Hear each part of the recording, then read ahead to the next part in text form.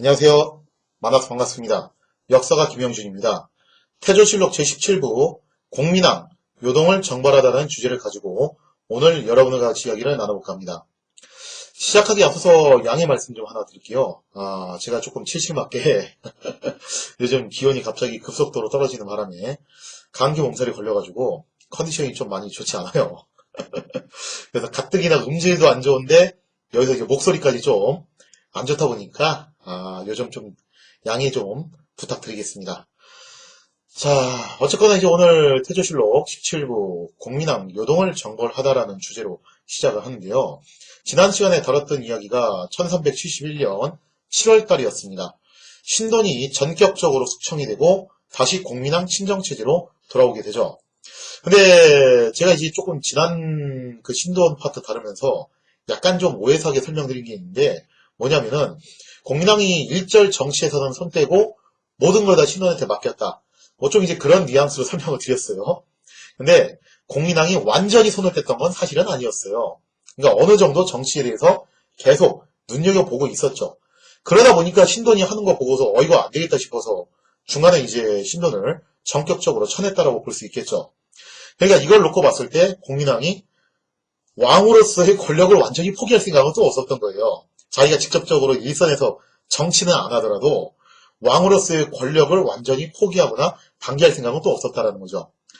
실제로 약간 좀 시간을 뒤로 거슬러 올라가서 1370년 무렵 가면은 신돈이 숙청되기 바로 직전이었죠. 그때 가면은 공민왕이 나름대로 의욕적으로 추진한 게 있었어요. 그게 바로 오늘 다루게 될 요동 정벌입니다. 아니 대체 이게 뭐야? 교과서에서 이런 게 나왔었나? 아마 여러분들 좀 이제 혼돈스러울 거예요. 요동 정벌하면 떠오르는 게 뭐 이성계가 위화도 회군했을 때 그거밖에 떠오르시는 게 없을 텐데 있어요. 그 전에 요동 정벌 한 적이 있습니다. 이게 의외로 안 알려졌거든요. 이 요동 정벌이 무슨 야사에만 나오거나 그런 게 아니라 고려사에도 나오고 조선왕조 실록에도 나와요. 둘 다. 그런데 이상하게 우리나라 교과서에서 잘 안 다루는 이야기죠. 아마 추정컨대 결과론적으로 큰 역사에 영향을 못 줬기 때문에 아마 교과서에서는 그냥 생략하고 넘어가는 것 같아요. 제가 볼 때는. 자, 그래서 이제 요동 정벌을 단행을 하게 되는데, 자, 이 요동 정벌을 단행하기에 앞서서 먼저 이제 좀 국제 정세를 알아두실 필요가 있습니다. 시간을 조금 더 뒤로 돌려서 1368년입니다. 그러니까 신돈이 숙청되기 대략 한 3년 전이죠. 그때 당시 이제 홍건군 대부분이 다 이제 괴멸을 당했었는데, 곽자응이라는 사람의 휘하에 있었던 주원장만 성공을 하게 됩니다. 그래서 곽자응이 죽고 난 다음에 주원장이 그 세력을 이어받아가지고 영리한 행동을 해요. 밑에 있는 참모들이 건의를 하죠.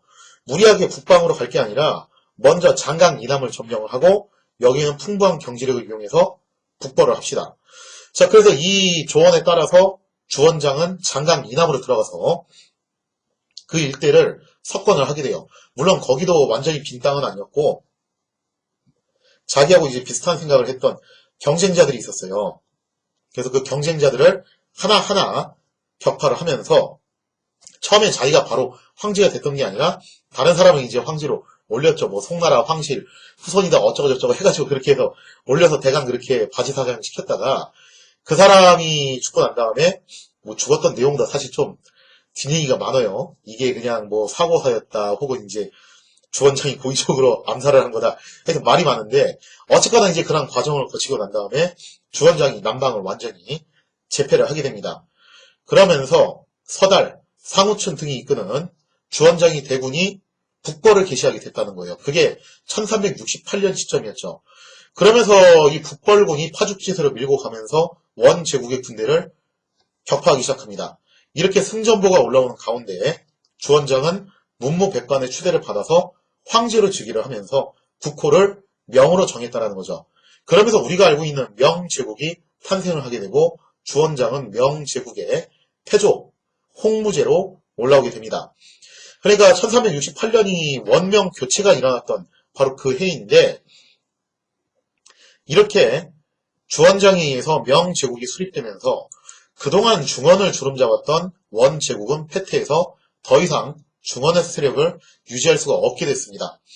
결국 원제국의 황제였던 해종은 수도였던 대도, 오늘날 북경이죠. 여기를 포기하고 장성 넘어서 상도로 도망가게 돼요.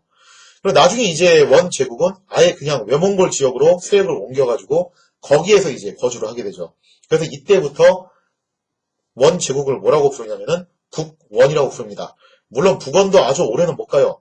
얼마 후에 다시 또 사분오열 해가지고 옛날처럼 부족 단위로 해체돼 버리죠. 자, 이렇게 해서 중원의 주인이 원 제국에서 명 제국으로 바뀌는 시기. 어떻게 보면 고려는 기회를 얻었죠. 무슨 기회를 얻었냐? 바로 요동으로 뻗어나갈 수 있는 기회를 얻었습니다. 어쨌거나 고려가 명목상 고구려를 계승한다는 그런 의식을 표방하고 있었기 때문에 항상 그 고토, 옛 고구려의 고토인 요동을 다시 되찾아야 된다. 그런 인식은 좀 갖고 있었던 것 같아요. 다만 원체 그 지역에 있었던 애들이 그동안 센 애들이 많았죠. 거란, 여진, 몽골 이런 애들이 득실거리다 보니까 그동안 그쪽으로는 엄두도 못 내고 있다가 마침 중원에서 원명 교체기에 혼란기가 왔다는 거예요. 그러다 보니까 기회는 찬스는 기회다. 지금 치고 나가자. 이 판단을 하게 된 겁니다. 일단 공민왕은 명제국에 사신을 보내서 저자세를 취합니다. 그러면서 그 비위 맞추기 힘들다던 주원장의 비위를 맞추려고 노력을 하죠. 당시 명제국은 중원을 차지했다고는 하지만 아직 원제국의 잔당들을 소탕하느라고 좀 정신이 없었어요. 그리고 북원의 경우 지금 완전히 빈털털이 돼가지고 쫓겨났기 때문에 도저히 요동지역을 신경 쓸 처지가 안 됐다는 거죠. 따라서 고려는 이 기회를 놓치지 않고 수번이었던 요동 공략에 박차를 가할 수 있게 됩니다. 사실 고려가 요동 공략을 했던 건 이게 처음은 아니었죠. 원래 그 전에 한 번 있었어요. 기억하시려나 모르겠는데 바로 1357년 공민왕이 쌍성 총관부를 탈환하기 위해서 서북면 병마사 인당에게 병력을 줘가지고 압록강 건너에 있는 파사부, 오늘날 이제 단동이에요. 거기를 공략하게 한 거예요. 근데 이때 공민왕은 쌍성 총관부 탈환이 우선이었고 그 최우선 과제였고 또 아직 원 제국하고는 정면 대결을 원하지 않았기 때문에 결국에는 이제 인당을 숙청을 하고 원 제국에 사죄를 하는 걸로 요동 정벌을 일단락 짓게 됩니다. 자, 그로부터 13년이 지난 1370년, 지금 현재 중원의 정세가 혼란스러운 상황이고 원 제국은 힘을 잃어버린 상황이기 때문에 이 빈 공백을 이용해가지고 요동 정벌을 단행을 하게 됐다는 거죠. 즉 이번에 했던 것이 진짜로 제대로 한 요동 정벌이라고 볼 수가 있겠습니다. 그래서 이게 신돈이 숙청되기 바로 직전에 일어난 사건인데 사실 좀 제가 이 부분 고민을 좀 많이 했어요. 어떤 고민을 했냐면은 그냥 스토리 흐름상 공민왕이 죽는 것까지 싹 얘기를 하고 이성계 쪽으로 넘어가가지고 시간을 뒤로 돌려서 여기로 갈 것이냐 아니면은 중간에 좀 이제 스토리 흐름이 약간 좀 이제 딴 데로 새더라도 시간 순서에 맞춰가지고 갈 것이냐 고민을 하다가 결국에는 시간 순서에 맞춰서 가기로 결정을 했습니다. 그래서 공민왕의 타락과 죽음에 대한 이야기는 조금 뒤로 미루고 공민왕이 아주 결정적으로 타락의 절정이 이뤘던 그 시점 오기 직전 바로 그 타이밍에 일어났던 요동 정벌과 또 여기서 이성계가 활약을 하게 되거든요. 이성계 이야기를 다시 또 다루는 걸로 할게요. 명색이 태조실록인데 이성계 얘기가 너무 안 나오는 것 같아가지고 자 이렇게 중간에 좀 한번 치고 들어가기로 했습니다.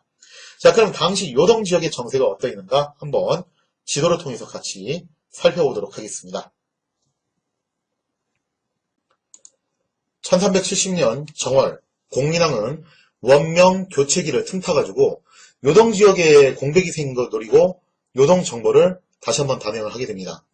그러니까 예전에 했던 요동 정벌은 요동 정벌이 목적이었다기보다는 쌍성 총관부를 탈환하기 위해서 일종의 보조 축으로 활용을 했던 거죠.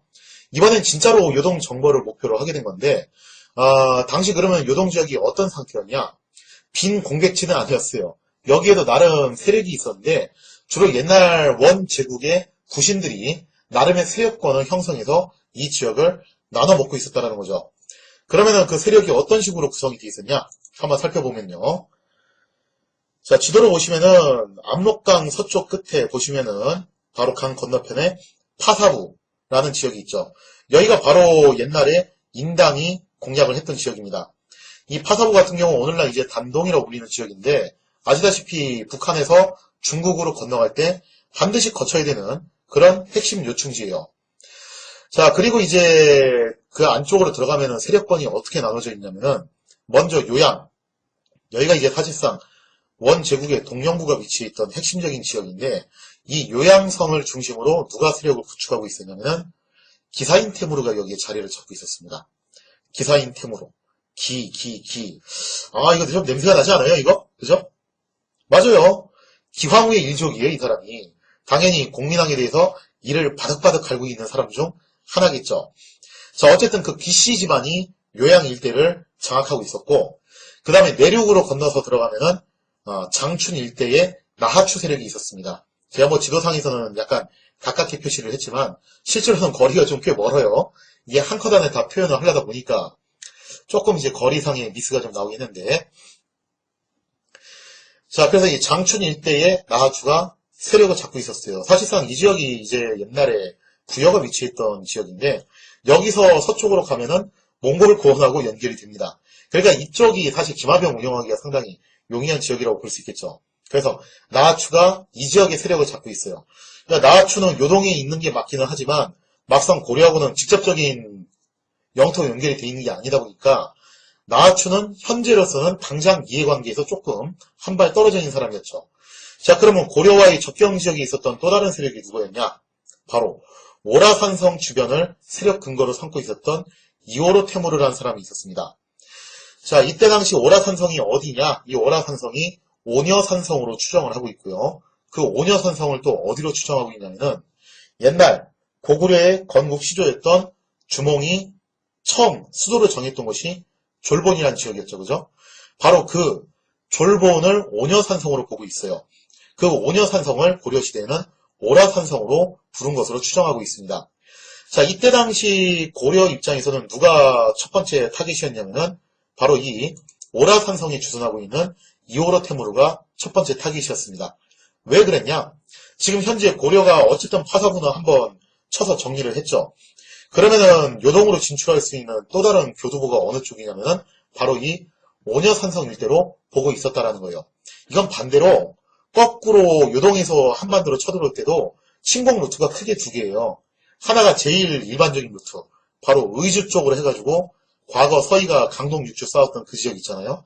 평안북도 바로 그 지역 따라서 남하에 오는 길, 여기가 이제 가장 핵심적인 루트고, 그 다음에 또 하나가 어디냐면은 바로 오녀산성 쪽에서 압록강을 건너가지고 강계로 해가지고 들어오는 루트. 물론 여기가 길이 험하긴 하지만 이것도 하나의 루트라고 볼 수 있어요. 그래서 조선시대에도 의주를 굉장히 중요시 여겼지만, 방어 거점으로 의주를 굉장히 중요시 여겼지만 강계 지역도 상당히 중요한 지역으로 쳤다라는 거죠. 그래서 북방의 침략을 대비할 때 항상 점검하는 곳 중 하나가 어디였냐면은 바로 이 강계 쪽 루트였습니다.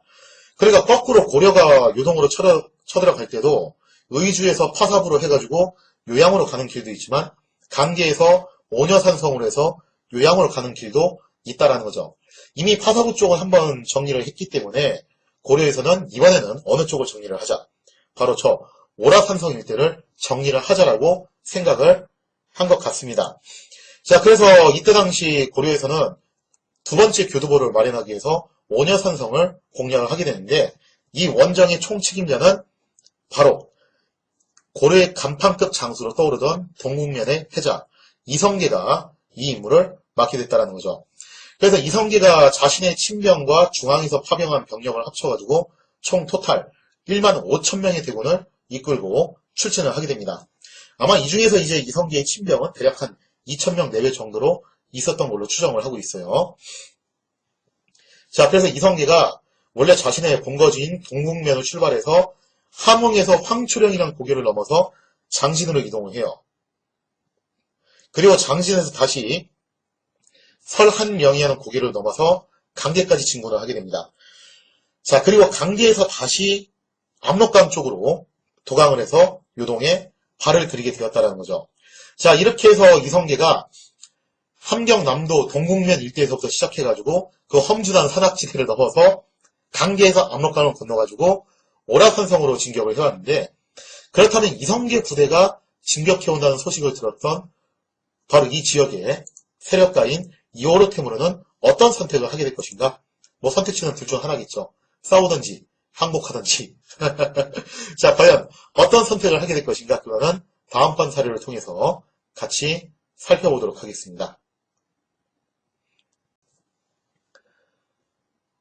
이성계가 고려군 1만 5천 명을 이끌고 강계를 출발해서 압록강을 도강하고 있다. 라는 소식을 접했던 이오르 테무르는 어떤 선택을 하게 될 것인가? 자, 이오르 테무르는요, 일단 군대를 모아서 오라산성으로 집결을 하기 시작합니다. 이 오라산성은 아까도 설명드렸다시피 처음에 고구려에 시조했던 주몽이 수도로 정했던 졸본의 오녀산성이라고 그랬죠. 여기 오녀산성을 가보신 분들은 아시겠지만 여기 정말 천혜의 요새예요. 그러니까 절벽 위에 만들어진 요새거든요. 그러니까 여기에 들어가서 버티는 작전을 쓰겠다라는 거죠.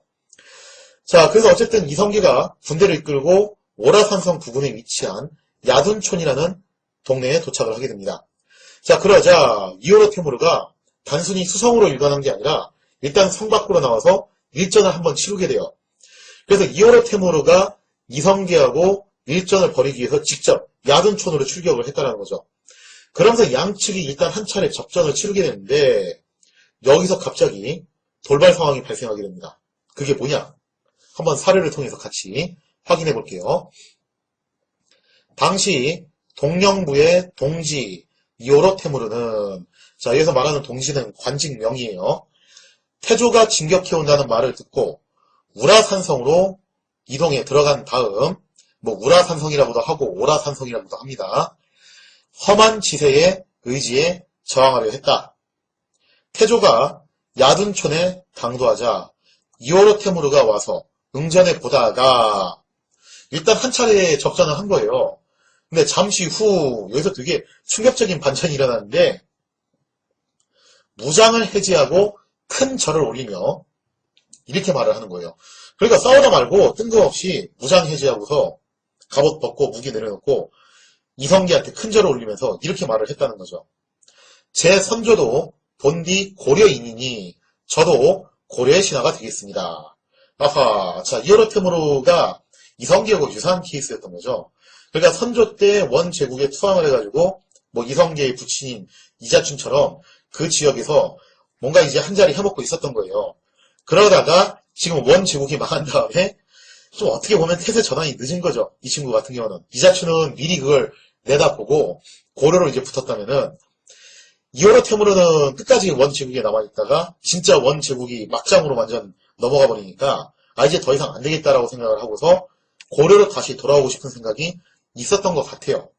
근데 그냥 넘어간다고 하면은 안 받으실 것 같고 이거 좀 한번 떠보는 돼야 될 것 같고 그래서 일단 일전을 한번 치르면서 간을 보다가 왠지 이성계한테는 항복을 하면 받아줄 것 같으니까 적절한 시점에 전투를 중지하고 항복 신청을 정식으로 한 거죠. 자, 그러면서 이제 300여 호를 거느리고 투항을 해왔다라고 돼 있죠.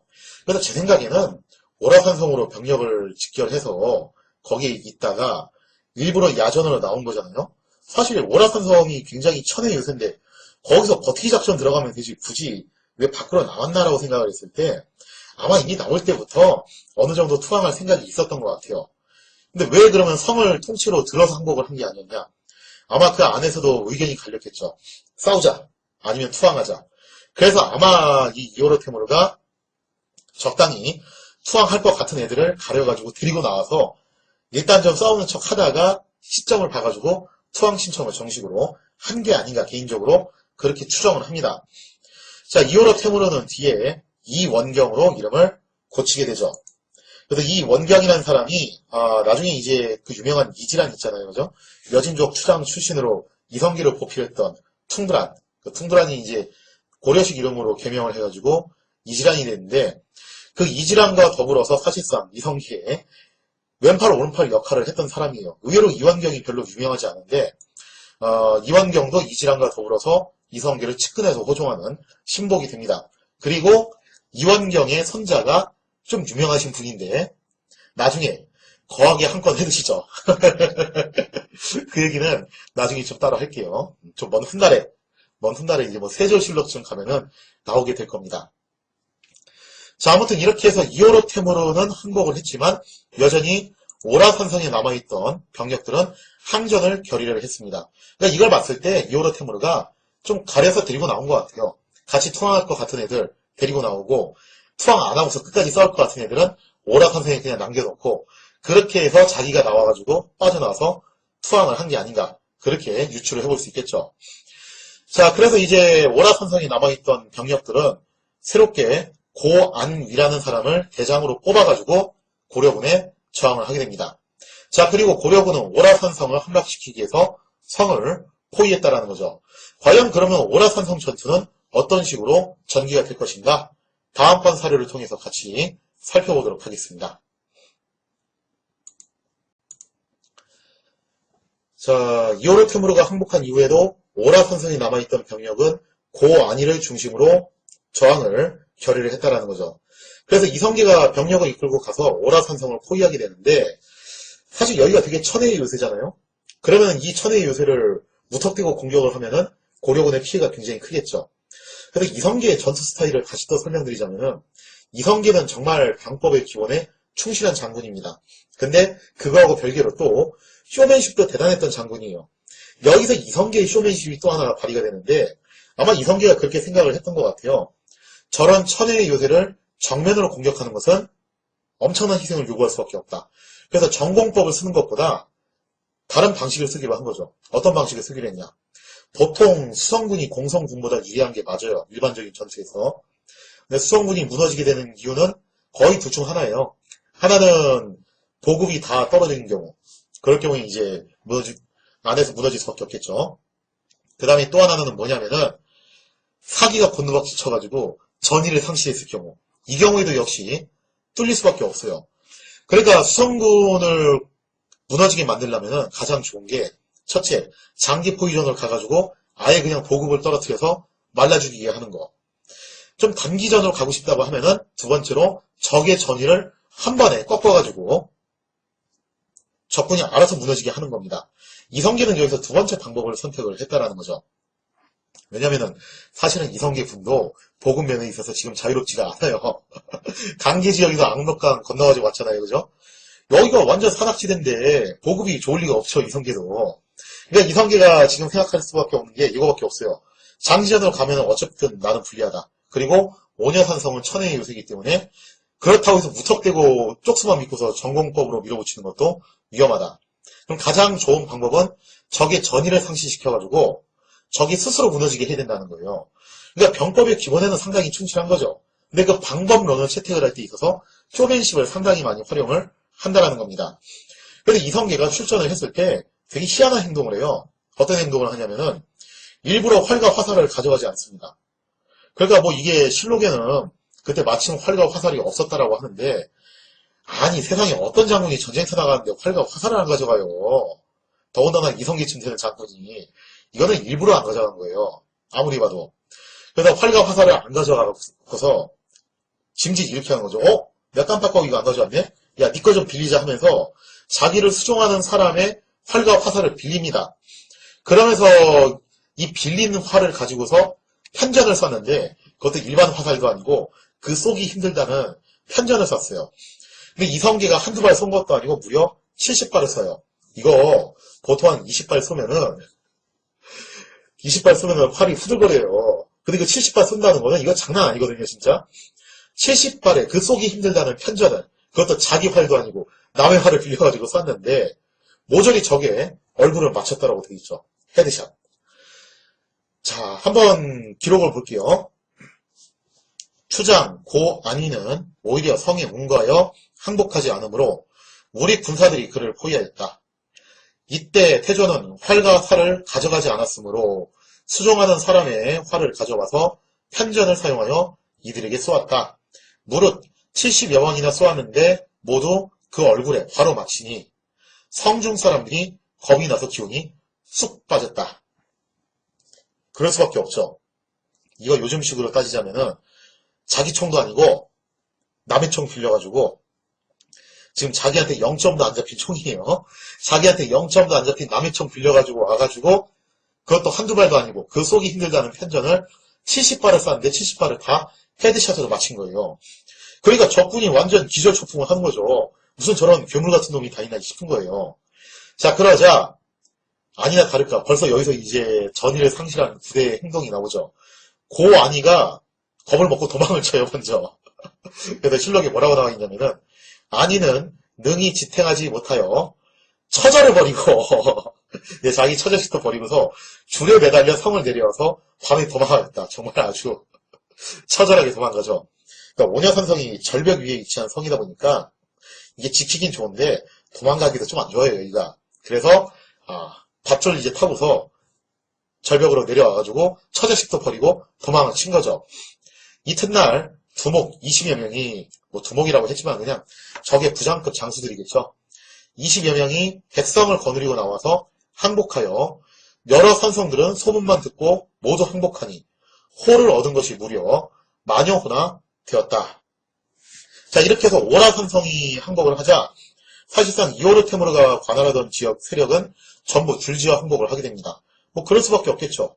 원래 이 지역의 대빵이었던 이오르테무르도 이미 항복해가지고 이 원경으로 창씨 개명까지 한 상태예요. 거기다가 그 철옹성이라고 알려져 있던 오라산성도 순식간에 함락이 된 상태입니다.